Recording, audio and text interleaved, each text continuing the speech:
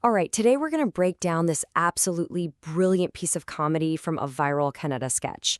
And it's one of those things that has people laughing their heads off, but also kind of scratching their heads. It all kicks off with this super simple question that gets a very, very weird answer. So just imagine hearing this. On one side, you've got this totally exasperated official, and on the other, someone who sounds like they're being incredibly difficult. It really sounds like it's about to turn into a huge fight, right? But what if I told you this entire thing is just one giant, hilarious misunderstanding? Look, if you're feeling a little lost right now, that's perfect. You are supposed to be. That's the entire point of the joke.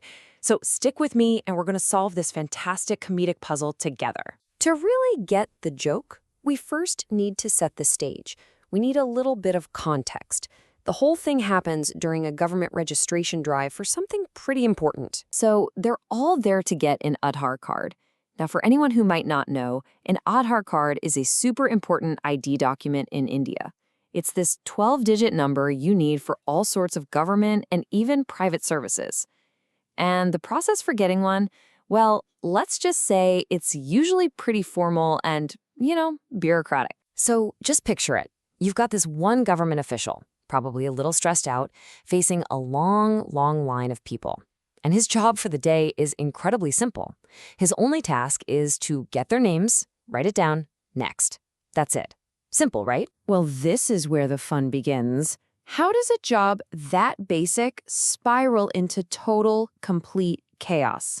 As you might have guessed, it's all about the names. Okay, let's get right to the heart of it.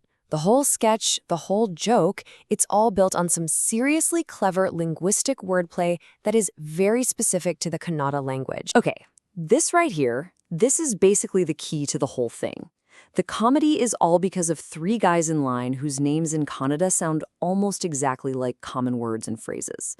First, you've got a guy named Nanda, which sounds just like the Kannada word for mine. Then there's Ninda, which sounds like yours. And then the real kicker, ningyake, which is a whole phrase that means, why for you? It's a perfect storm of confusion just waiting to happen. So now that we're all in on the joke, let's actually walk through the dialogue.